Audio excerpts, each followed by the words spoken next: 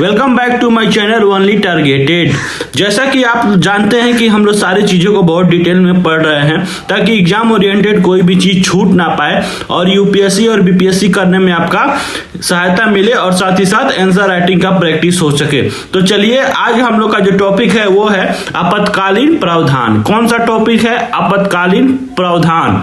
ठीक है, इस चीज को हम लोग देखते हैं कि आपातकालीन प्रावधान क्या है। ठीक है, सारी चीजों को डिटेल में पढ़ेंगे ताकि आपको एग्जाम ओरिएंटेड कोई भी चीज छूट ना पाए। शुरुआत करते हैं भारत का संविधान से। भारत का संविधान जो है वो 3 प्रकार के आपातकालीन प्रावधानों की व्यवस्था करता है। ठीक है, जो भारत का जो हमारा संविधान है, ठीक है, जो हम किस देश में रहते हैं? हम भारत में रहते हैं। तो भारत का संविधान जो है वो 3 प्रकार के आपातकालीन प्रावधानों की व्यवस्था करता है। कितने प्रकार के आपातकालीन प्रावधानों की व्यवस्था करता है? वो 3 प्रकार के आपातकालीन प्रावधानों की व्यवस्था करता है। ठीक है, पहला चीज हम देखेंगे कि अनुच्छेद 352 यानी कि 352 के अंतर्गत अब देखते हैं कि 3 प्रकार के प्रावधानों की क्या करता है कि व्यवस्था करता है। तो इसमें हम पहला चीज ये देखेंगे कि अनुच्छेद 352 के अंतर्गत क्या बताया गया है कि राष्ट्रीय आपातकाल का उल्लंघन है। राष्ट्रीय आपातकाल का उल्लंघन है अनुच्छेद 352 के अंतर्गत। ठीक है, राष्ट्रीय आपातकाल की उद्घोषणा भारत का राष्ट्रपति राष्ट्रीय आपातकाल की उद्घोषणा यानी कि आपातकाल की घोषणा कौन करता है कि भारत का राष्ट्रपति युद्ध, बाहरी आक्रमण और सशस्त्र विद्रोह के आधार पर कर सकता है। ठीक है, कि भारत का राष्ट्रपति उद्घोषणा यानी कि घोषणा युद्ध, बाहरी आक्रमण और सशस्त्र विद्रोह के आधार पर कर सकता है। कौन करता है? भारत का राष्ट्रपति। ठीक, मूल संविधान में सशस्त्र विद्रोह शब्द के स्थान पर आंतरिक अशांति शब्द रखा गया है। ठीक है, जो इस्तेमाल किया गया है। जो मूल संविधान है ना, उसमें सशस्त्र विद्रोह शब्द के स्थान पर क्या किया गया है? आंतरिक अशांति शब्द का इस्तेमाल किया गया है। ठीक है, शब्द था। ठीक है, आंतरिक अशांति शब्द था। ठीक है, जिसे 44वें संविधान संशोधन 1978 से हटा दिया गया है। ठीक है, अच्छा, मूल संविधान में सशस्त्र विद्रोह शब्द जो है उसके स्थान पर कौन था शब्द था? आंतरिक अशांति शब्द था। ठीक है, जिसे क्या किया गया? जिसे 44वें संविधान संशोधन 1978 से हटा दिया गया है। ठीक है, अब हम बात करते हैं कि जब राष्ट्रीय आपातकाल की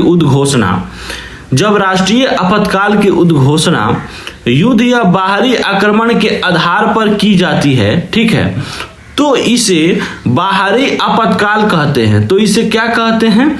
बाहरी आपातकाल कहते हैं। ठीक, और जब यह उद्घोषणा सशस्त्र विद्रोह के आधार पर की जाती है, ठीक है, और जब यह उद्घोषणा है सशस्त्र विद्रोह के आधार पर की जाती है तो इसे आंतरिक आपातकाल कहते हैं। तो इसे आंतरिक आपातकाल कहते हैं। ठीक है, 44वें संविधान 1976 से यह भी प्रावधान किया गया है कि यह उद्घोषणा भारत का राष्ट्रपति संपूर्ण मंत्रिमंडल की लिखित सिफारिश पर ही लगाएगा। ठीक है,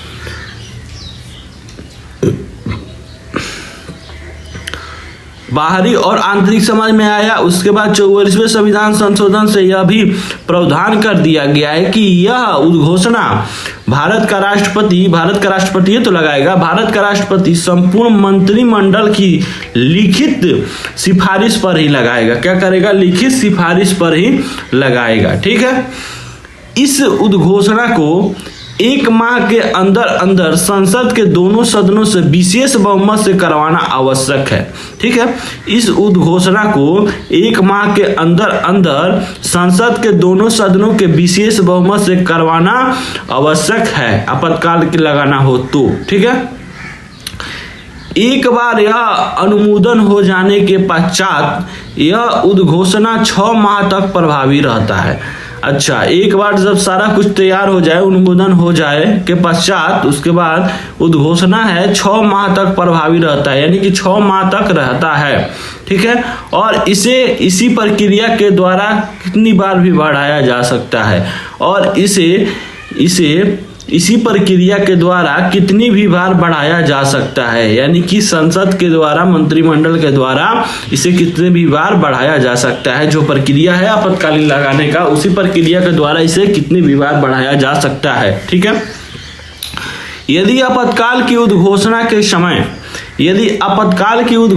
के समय लोकसभा का विघटन हो चुका हो, तो लोकसभा का अगर विघटन हो गया हो किसके, आपातकाल के उद्घोषणा के समय, तो नई लोकसभा के गठन के, तो नई जो लोकसभा है उसके गठन के 30 दिनों के अंदर अंदर इस घोषणा को पारित करवाना जाना आवश्यक है। ठीक है, तो जो नई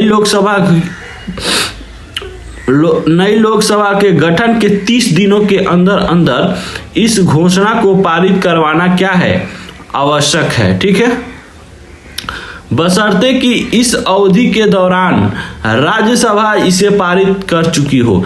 बशर्ते क्या हो कि इस अवधि के दौरान राज्यसभा इसे पारित कर दिया गया हो। ठीक है, और नई लोकसभा आएगी तो उसको 30 दिनों के अंदर अंदर इस घोषणा से पारित करवाना अनिवार्य है। ठीक है, संपूर्ण मंत्रिमंडल से बोल रहा है ना, तो उसमें लोकसभा और राज्यसभा दोनों होगा। देखिए जैसे यहाँ पे क्या बने बताया आपको, संपूर्ण मंत्रिमंडल की लिखित सिफारिश पर ही लगाएगा। ठीक है, संपूर्ण बोल रहा है, यानी कि लोकसभा और राज्यसभा। ठीक, लास्ट पॉइंट हम देखते हैं कि भारत का राष्ट्रपति इस उद्घोषणा को किसी भी समय वापस ले सकता है।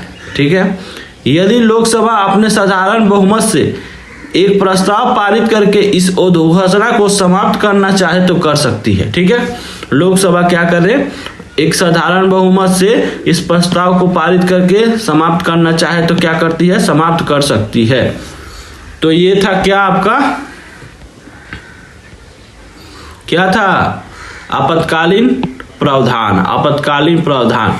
तो आई होप कि आपको समझ में आया होगा आपातकालीन प्रावधान किसे कहते हैं और इसके अंतर्गत क्या क्या होता है, कैसे लगाया जाता है, कैसे वापस लिया जाता है। तो thank you for watching the video, और मिलते हैं नेक्स्ट वीडियो नेक्स्ट टॉपिक के साथ।